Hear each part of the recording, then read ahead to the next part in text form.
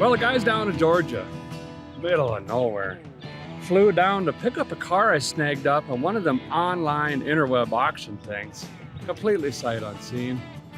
Saw some photos and sure, just mapped my way home. It's really not gonna be that bad this time. 320, 330 miles, something like that. Should go pretty easy. Oh, it's an open wheel modified race car that I'm not gonna fit in. Great.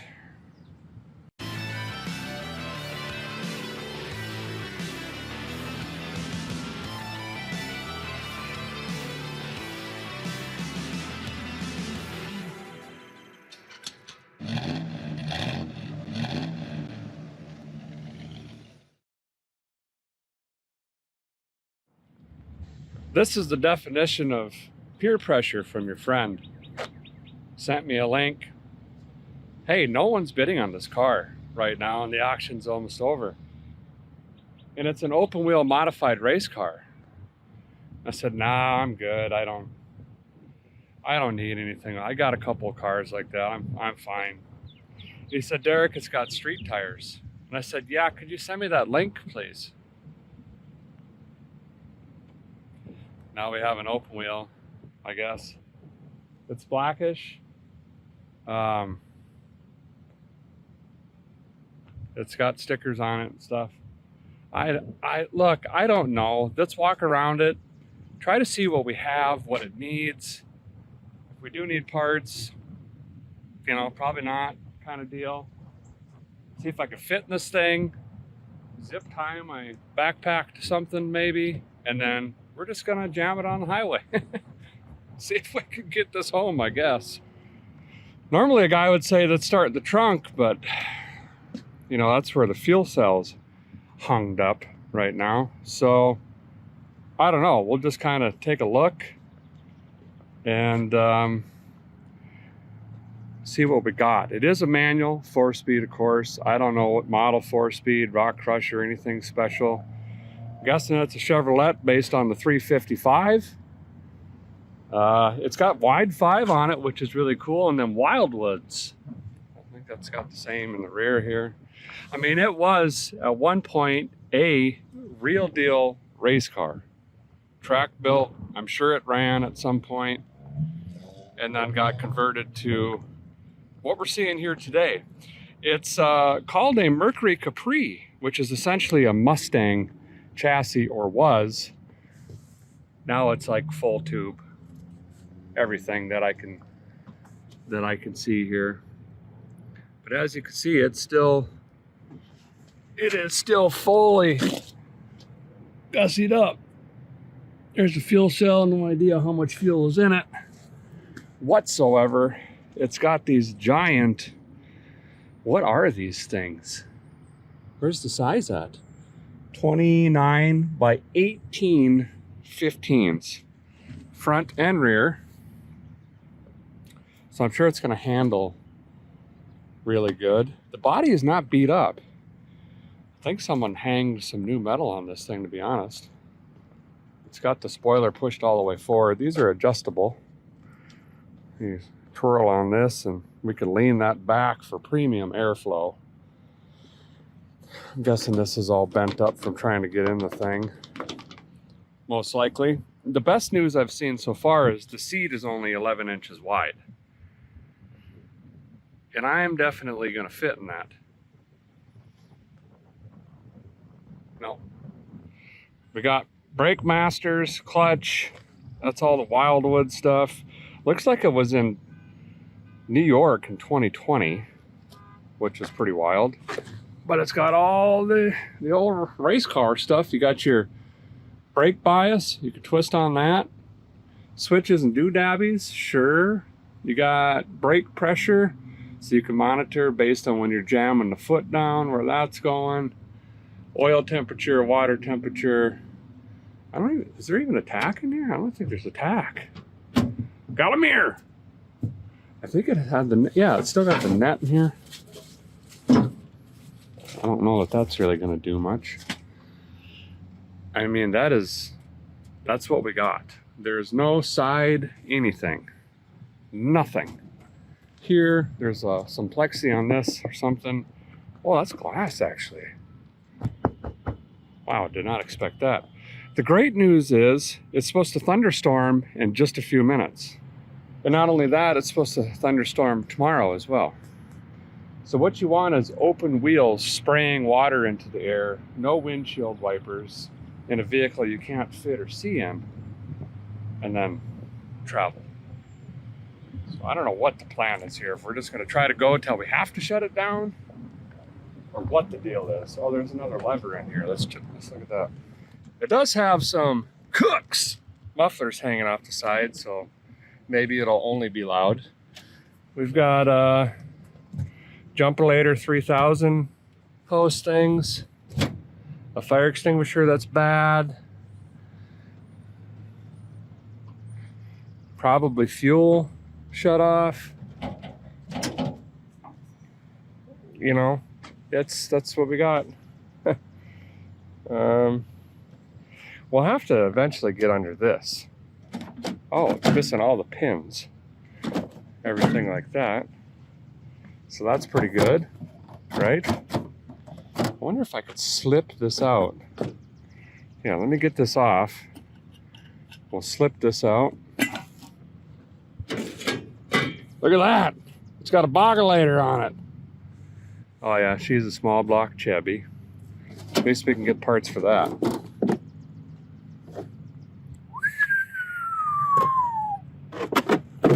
She's front plated. Okay. I see a severe oil leak of some kind down there. We got a rack on it. I see a horn. Mechanical fuel pump. Wow. Now you have to assume whatever race motor, spec motor, or sealed motor was in this, I'm sure is long gone and been resold, and they jammed something else in this, but we'll walk around and take a look. Could be a stalker class, something like that.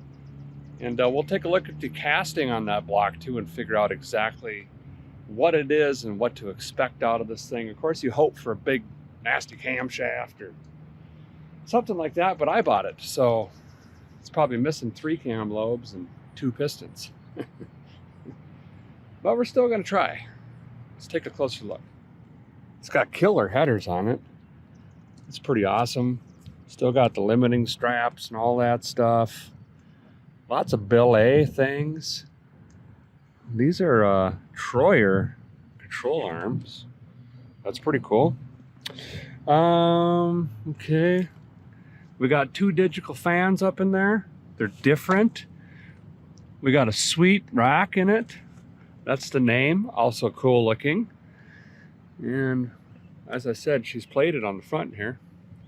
So there's no engine mounts or motor mounts on the side. This is actually what holds the engine in, this plate right here. Okay. No idea, that might have been the tack or something. Big old wonkin' HEI on her. Got some washers and stuff jammed in here. Did I work on this thing? Maybe, I'm not really sure. But anyway, we get back here. Right there. 14010207. 140102. I know what that is, actually. That would be a 1980 to 1985 small block 350. Some like to argue it was in the Corvettes and it's a 4-bolt, but it's most likely a 2-bolt out of just a trucker car. Could have been repurposed as a Corvette, not that that really made any difference. We're talking about the 185 horsepower days. No, excuse me. 205 horsepower days. Okay. All right, let's see what else we got. Okay, we got the long water pump. That is an 80 styles pulley on there. We got the big old truck mechanical fuel pump, which is being used. And then that fuel line swings around through there. It's got AC Delcos in it. Some sort of mini starter down in there. This is at least 14 horsepower. We got oil leaking or something there. That seems fine. Okay. Oh, look at that. I already did some body work on her. Throttle setup is very basic. It's just a hinged pedal to this cable, which was the 80s GM, cut, and bam, done. Little riser on there, kick it through the hood. That's really it. There's nothing else to see. All of the magic is happening in the steering that's going to be set up to go left. Big old honking brakes on that thing. Look how thick them dinner plates are, for Pete's sake. She's shimmed out professionally. Maybe they did try it. They were, yep. See, they're trying to get it to go this way. So by bringing this out, we turn this tire back this way. Who knows? It might go down the road fairly straightish. We're about to drive this home, or attempt to. I have no idea what to expect. We should probably see if I fit. Okay. Wow. All right.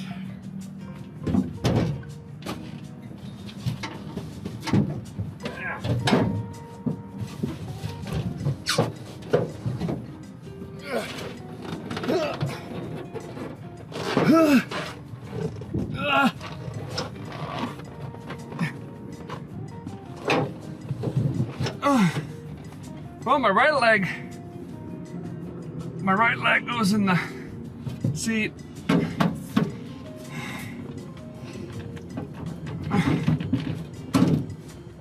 Oh yeah. Yep. Officially the worst idea I have ever had in my life. Oh, woo, I'm in. All right, I think I'm gonna use my feet if I get out of here. Try to widen this up just a tickle. I'm not trying to be picky, okay, but I'm in pain, if I'm being honest. Well, I'll let you see what my view is now. Boop, boop. That doesn't work. Yep, this is pretty much it. This bar is slightly inconvenient. If I make it to the clutch, right there. Okay, so, yep.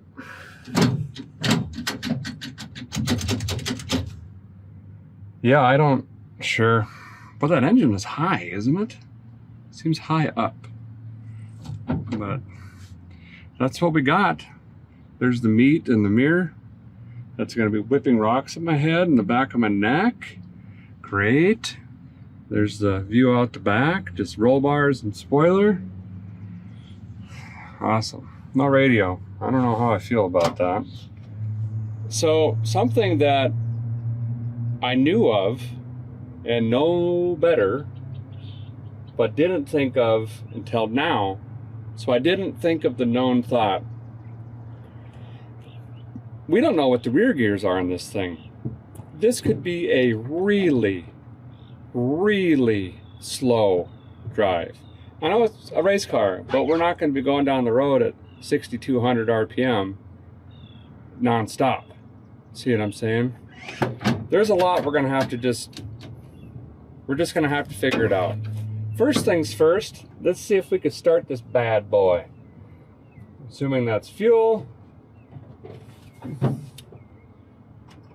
Battery on, I got a red light. Ignition on. Bring the thunder! Bring it again! One more time. Now!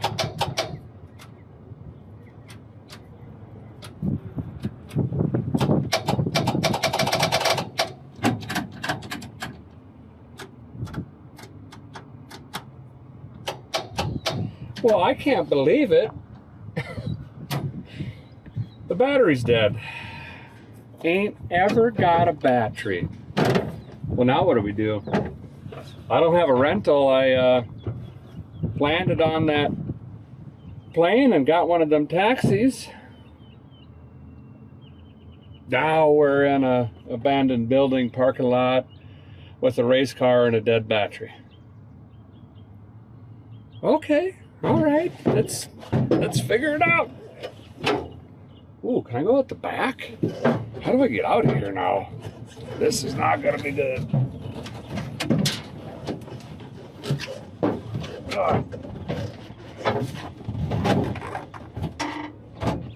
Well, here's the plan. I don't have one, but I do need to get some steps in today, and I hear the rush of traffic, which means there's gotta be a parts store close by. So we're gonna hoof it, find a jump pack, maybe a couple other things like an air freshener.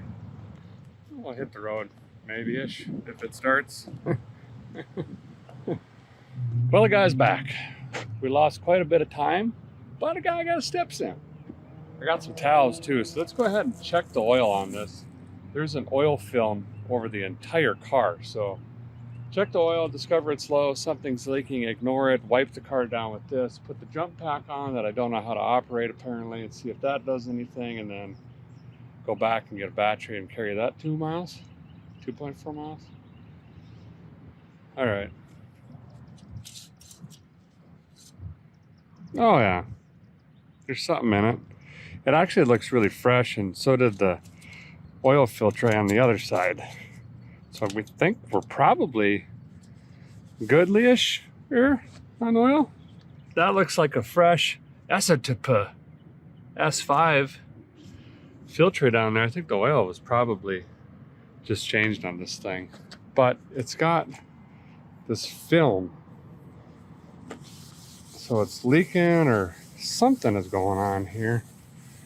First thing a guy's gonna have to do is change this number over to 1776, of course. But that's on the wish list. All right, now let's try. You gotta press and hold the button.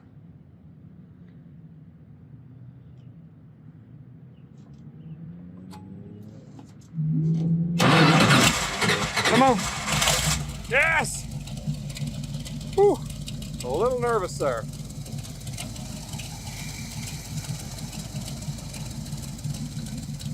That sounds pretty good.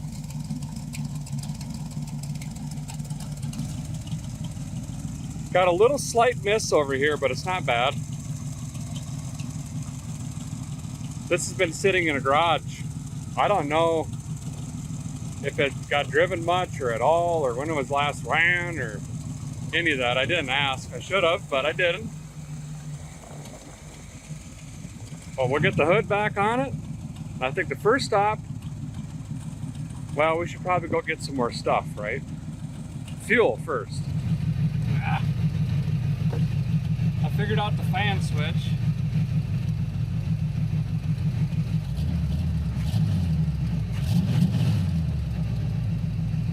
So this is going to be interesting and challenging above and beyond the obvious, because I can't haul a jack stands, a spare tire, tools. Does it have seat belts? I should probably figure out belts.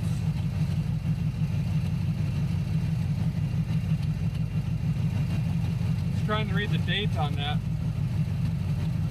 But anyway, let's go get fuel, because that'll be our next issue. That's reverse. Reverse. Okay. We don't have a really tall gear.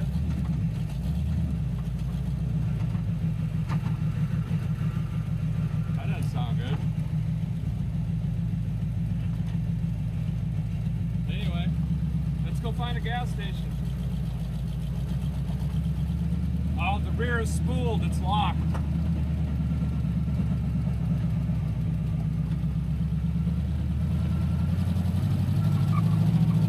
Hear that?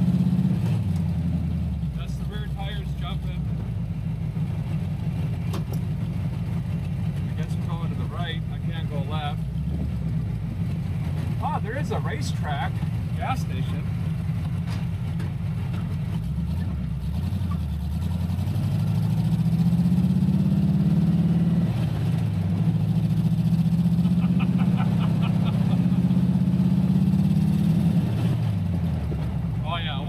left bad.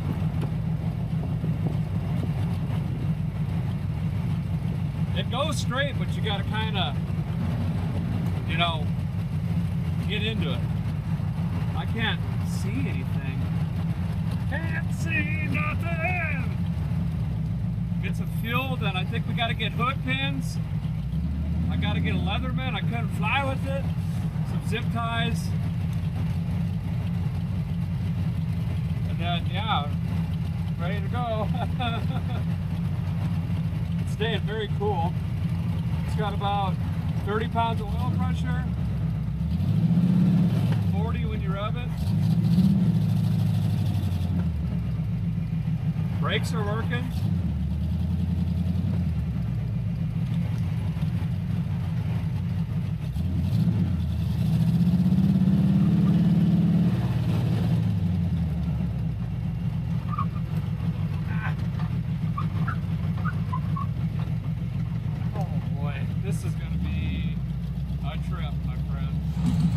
Well, I was able to get 11.7 gallons in, so I'm hoping that's a 15-gallon fuel cell.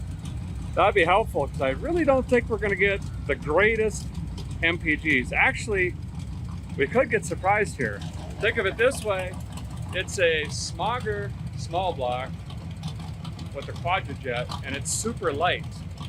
So maybe we'll get 15 to 18. I don't know. I don't know yet. We haven't grabbed high gear. Speaking of high gear, let's jump in, find it, parts store, hood pins, and then we just go maybe.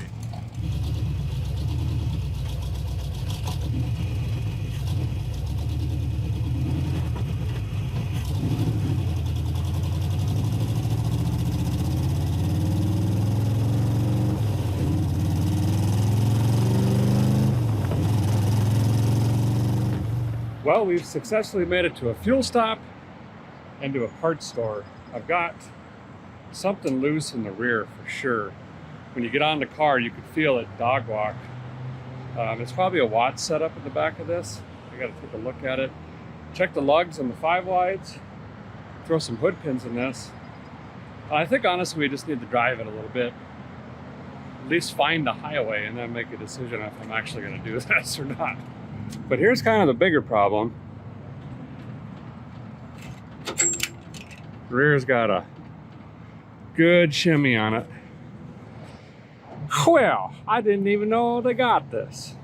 So we got all of our screwdrivers, basic wrenches. You could rebuild the whole Chevrolet with this.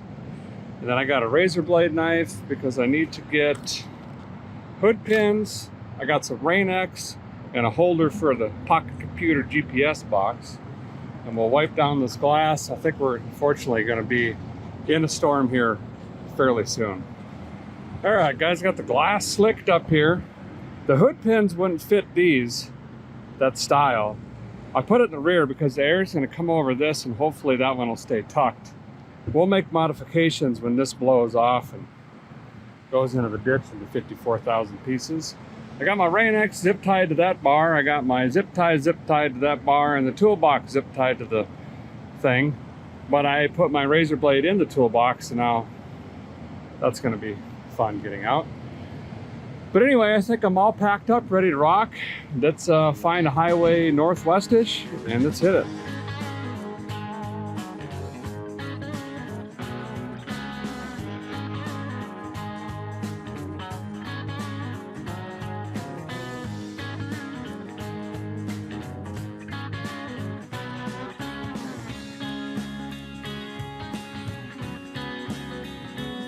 Well, I've got about 4 miles on the car. Nothing's falling off. It's staying cool. We got oil pressure. I think we're gonna go for it.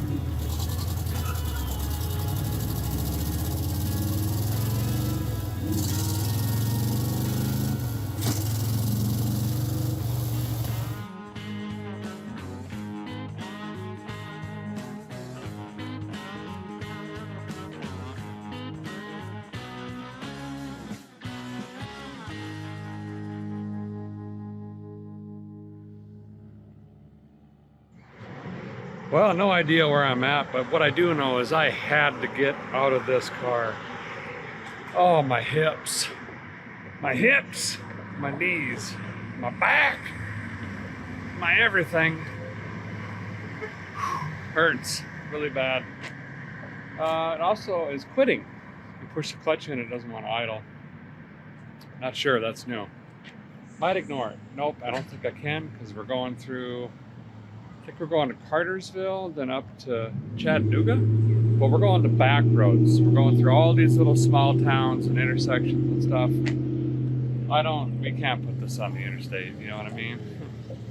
So let's fill up, see what we're getting for the MPGs. Stretch a little bit, do some calisthenics, maybe roll around that bush right there.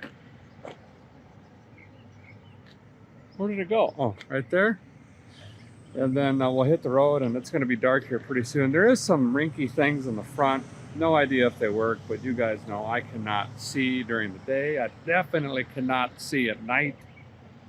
I really don't think I want to try to drive this thing in the dark. So let me squeeze some fuel in here, see what we got. Okay, we'll just bump the idle up just a tickle. I'm feeling like that. That felt pretty good. Power steering is just puked all of the oil everywhere, but I don't want to mess with that right now. So looks like that's under here. So we're not. I'm fine the way it is. That was that oil that's been spraying everywhere, and I'd rather not deal with that. So, by the way, we went farther than I thought. 60 miles, 4.89 gallons. That's 12.4 miles to the gallon, something like that. That's pretty good. But now we have a measurement, so we could say minimum 10. It's bigger than that. We don't know if it's a 12, 14, 16, whatever, but we'll just say 10 gallons. We can easily go 100 miles per stop. I'm gonna need to get out around that time anyway. So gonna put these tools back, clean up again, get the hood snapped back on, check the lugs out one more time. I don't know why, but one of these big old tires is coming through the front pretend screen thing. It's just kind of terrifying. Basically at any second it feels like I'm gonna crash. I guess I should have got a degree in economics. But here we are. Well, I got her all buttoned up, ready to qualify. I think we are going to try to get up to Chattanooga. If all goes well, I'm going to be there like a half hour after dark. We'll try to figure out what switch and button is supposed to do the headlight things. I also don't really know if I'm charging, because I still have to jump it with the jump box every time. And I also have no idea how many charge relators that has to jump the old battery. So, you know, winging it, surprise. But let's see if we can get up there. I may cut across and jump on the interstate for like 20 miles, just so we could try to get further down or quicker there and not lose faster from the once, because then it's getting dark. All right, let me just torque myself into this vehicle once again. See if we can keep on rocking.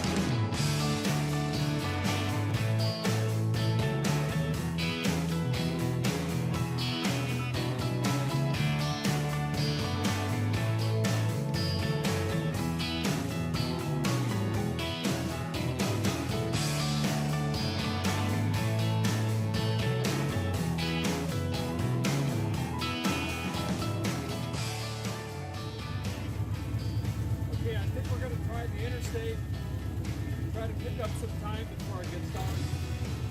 This is a terrible, terrible idea. But sometimes a guy can't know. You know? Give it a shot. It's very touchy, so it might be way too sketchy.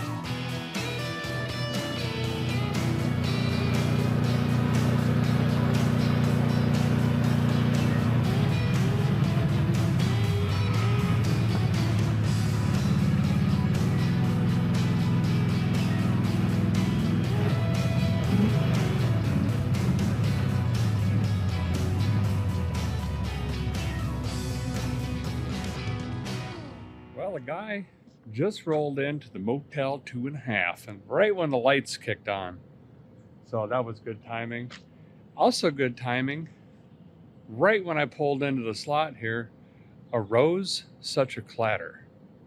I've been digging around. It was in the rear end. I was hoping it wasn't the spool, and it's not, but it's probably also equally not good.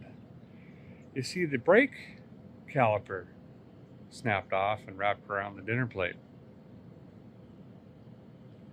I ain't finding these brake parts.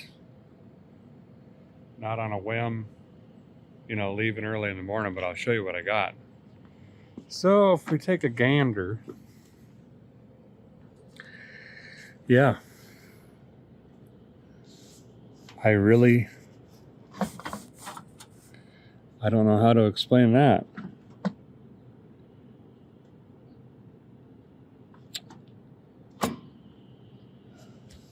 And we're going to have to plug that brake line or we'll lose fluid.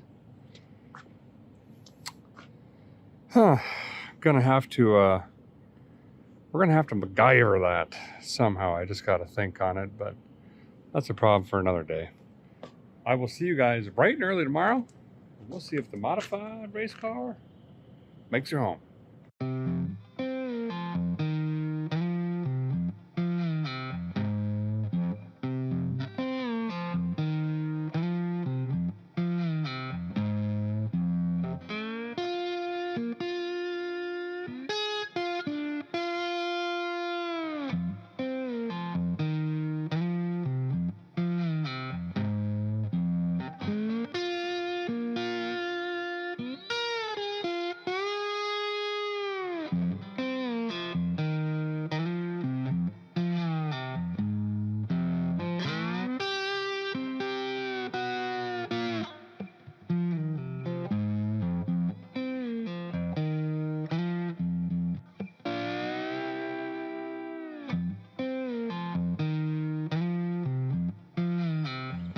Well, good morning.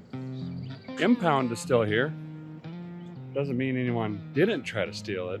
It just means the battery's dead again. That's weird. Charged my jump box all night though, so we should be good to go. It's been sprinkling and then pours and then it gets dry and then it's humid, then it sprinkles pretty much all night and all early morning. But that isn't our biggest issue. Our biggest issue is the brake on this, and there's a couple things that go along with that. Number one, I don't think I have the tools or the hardware to even get the bolt off on the backside. I believe it's 5/8 and my little kit only goes to 9/16, I think. Also, I don't have a jack and a 4-way to get that tire off. And even if I get a 4-way, you got to remember these are like 18 inches deep or whatever they are, wide. Inset quite a bit. I'm not sure if the 4-way is going to grab it.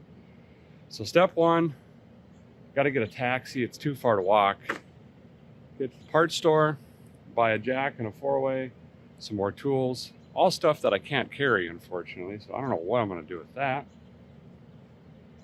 And then we'll see if we can figure out what to do with the busted caliper. Now, if you're thinking, we'll just plug the line off, well, they're stainless and they're also AM. So no one's going to have AM, ends or caps or anything like that I know of in this small town. Also, I can't just let the broken caliper float around the dinner plate in there. That'll get bound up and we could have some serious issues. It's got to come off one way or the other. So let's start there. Got a taxi on the way, but was farting around with this and found dates on it. They scratched them into it. 1998 was the last time that was rebuilt. So probably the last time this was a track car. Here's the ears, bottom one. I believe this is cast aluminum. Top one. While I'm waiting for the taxi, I'm gonna check the oil, look at some stuff in here. Also, found the power steering reservoir. Might try to dump something in that. It looks like the rack leak's terrible or something, but this thing is a handful trying to keep straight. With this wide a tire, it grabs everything on the highway and you're just wrestling and fighting the steering wheel all over the place. So let's go ahead and see we could do something there and maybe also not burn up that pump. That's probably already trashed. So jack, 4-way, some juice there. Perfect time to check the oil because I don't got to use a rag. All my rags are soaked from all the rain. Right on the money. I did run this hard there towards the end of yesterday, trying to get back before dark. There we go. So, yep. Good. Well, the guy successfully made it to the parts store, and I just dialed up another ride. I got some stuff down here. Jack, and the 4-way here, I used my arm as a tape measure. Touching the lug nut, I scored a mark on my forearm with oil that was on the tire as the depth I needed to get to the lug nut, which is a double taper speed nut. I'll show you what that is. It should be a 1-inch, but the 4-way here isn't going to reach it, so I had to buy 2 expensive extensions and a breaker bar, and I'm hoping this will work, and then a jack. So we'll see what happens. I hear a fire alarm going off in this church over here. If my ride takes much longer, I might go over there and see if I can do something. Well, Tai Fang is on his way, and they're just running their annual test across the street, so that's good. They do have appliances and a mattress combination sale for $220. That's a really good price. And that's really about it. Well, we're back. I'm an idiot. I thought these were long deep well sockets with an inch in it. And then I get them open. Ah! That might not work.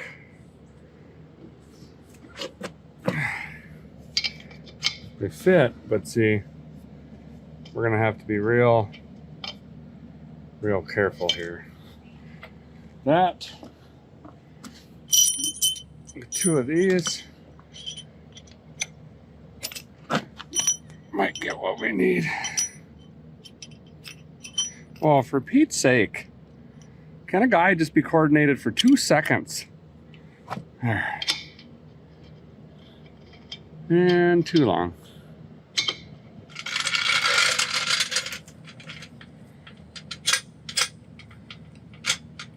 Yeah.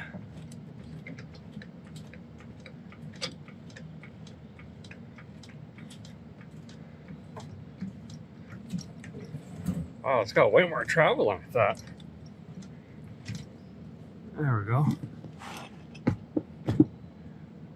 Boy, that's a big guy.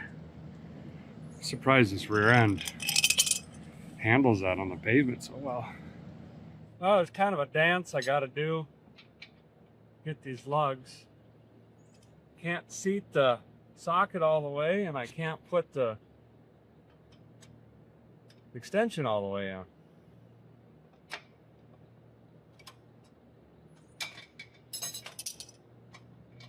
But we'll make do. That's a double taper, that's a standard.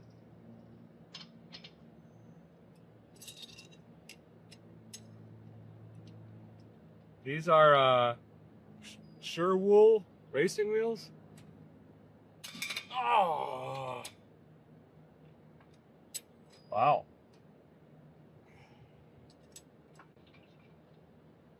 That's a standard. So the reason I have a double taper, if you come in for a flat, whoever's changing your tire doesn't have to go, okay, which way does this go? Oh, this way. So you save a little bit of time by having a taper on both sides. In theory. Or if you ruin a taper, you got another one. You just flip it over. It is not the rear end setup I thought it was. It's just got an adjustable arm coming this way that seems to be loose on the axle, which I can't reach. There's a mounting plate there.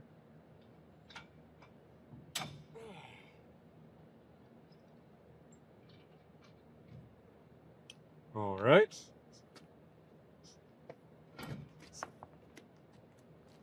Oh.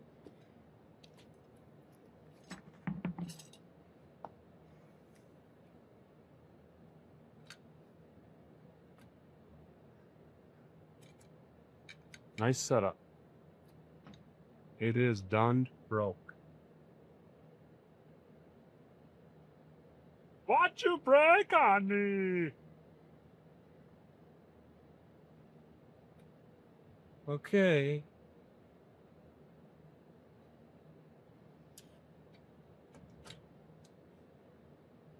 Let's get that off. So here's this bad boy here. It's got a crossover on it. Stainless line coming in. And AN fitting. Brake pads are really good, actually. There's the busted tabs. There. And here's that writing I was talking about. Invest something test 98. Rock test 98. Rebuild 1098. Rock 98. So, Anyway, I need to pinch this line off because if I just unscrew this, it's going to gravity bleed and I'm going to lose all the brake fluid in the rear master cylinder. Obviously, we got to take this thing off here. So what I'm going to do is take 2 sockets, put them on a vice grip like this, and when I clamp this closed, it's going to clamp that nicely without the jaws of the vice grip tearing up this line. I'll probably do it back here. All right, so that's clamped, pulled up to the side. It's not leaking any. Now, this guy is free.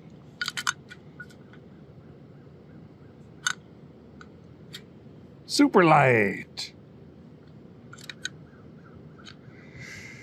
Looks like cast aluminum. Great. Well, we are obviously in a pickle here. That's not an over-the-counter brake caliper, as you can imagine. There's no speed shops in town that have anything like that, or even AN parts. Closest thing would be Summit Racing, but they're actually south of Atlanta. That's 3 hours from us. I could rent a car, drive all the way down there, drive all the way back. But I don't know. I got some ideas. Let me try a couple other things first. Don't panic. It's bad though. But don't panic. I'm at a taco shop. Could be a lot worse. You know what I mean? Well, I couldn't find enough cabling and another battery to make a welder. I did find the next best thing. Rooted around on the interwaves, sent out some smoke signals, and I've got a mobile welding unit on the way. I mentioned that it was cast aluminum. I felt pretty confident he can at least booger weld it together. Remember, we could change the brake bias on the dash to pretty much all front. So I don't really need it to be doing any work per se. I just need it hanging on for the ride and not dumping brake fluid everywhere or getting bound up into the wheel at 65 miles an hour. That would also be good. So he's gonna be here in a bit. We'll see if he could buzz that thing together. If not, I don't know. We'll move on to plan F or G subsection B. Whatever that may be. Well, Mike came by. We have a resolution. And he made a really good point. He'd have to TIG that in order for that weld to hold. And he'd have to preheat it before he can even TIG it because of how thick it is. Well, if that thing gets up to 800,000 degrees, it's going to absolutely boil the seals out of it, which then means it would leak anyway.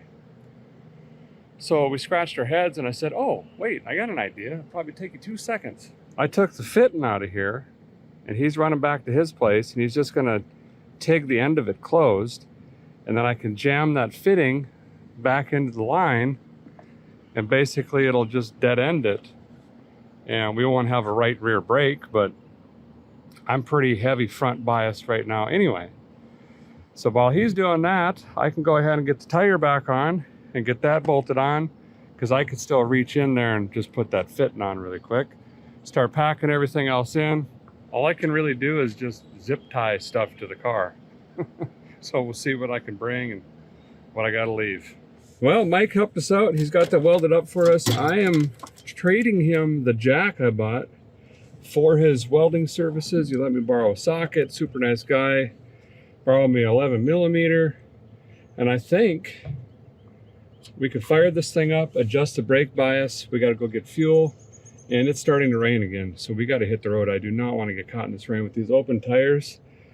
Whew, it's going to be a mess. So let's go fill and skedaddle. Let's see if the battery's up today.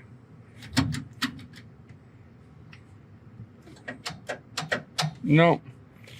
So we will run the boost pack again, which I charged last night, thankfully.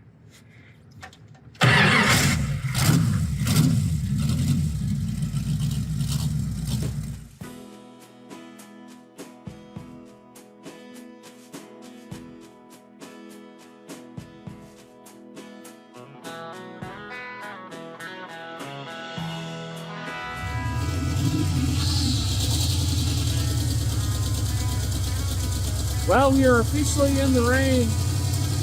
It is really, really not good.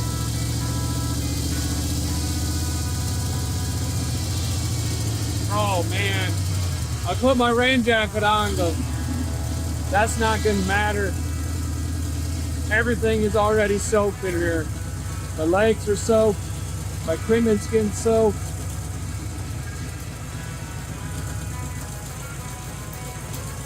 Well, let's see what we can do.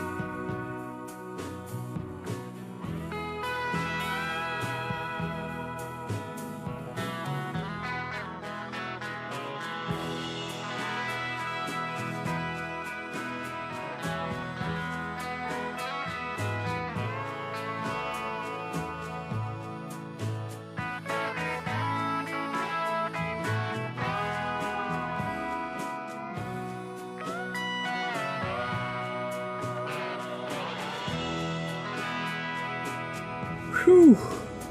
Well, that was single-handedly one of the most terrifying and dumbest things I have ever done. At one point, I hydroplaned and was completely sideways at about 50, 55. Visibility was really poor. I pulled over here and just waited for the storm to change because that was just, nope. Water was getting scooped in above the roof and basically scooping into my teeth. It's coming underneath the bottom of this thing in the front, dumping onto my lap. It's pouring onto my feet. It's coming back into my neck. I am absolutely soaked. This is going to surprise you, but these completely bald 15-year-old tires that are hard as a rock don't do well in the rain. And it does not take anything for this car to hydroplane. Like nothing. My back hurts from clenching the steering wheel. Anyway, I'm gonna fuel up, get a coffee, calm the nerves, let the storm move a little bit more, check the radars, and we're gonna keep on going. We still got hours on the road before we make it back. Well, hung out in the driver's lounge a little bit. It did rain again. It's still kind of lightly sprinkling, but we're gonna give her another shot. I'll just have to go much slower.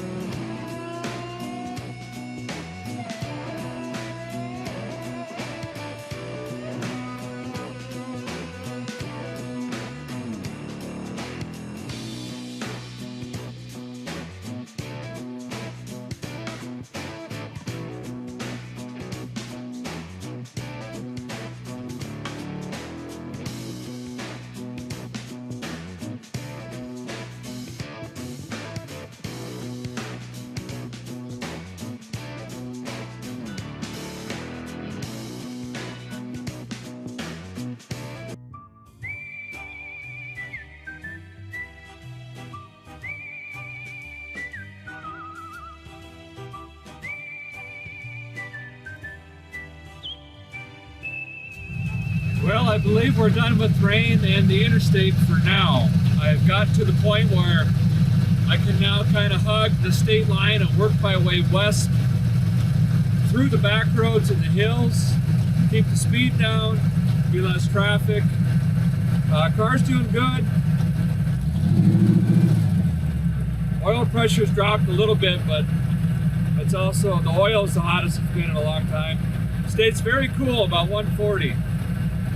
Power steering, barking, it works, but I think it's still low. Brakes seem to be working fine even without the right rear.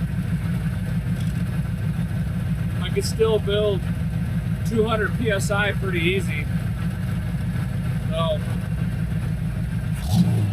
fingers crossed we don't have any more issues.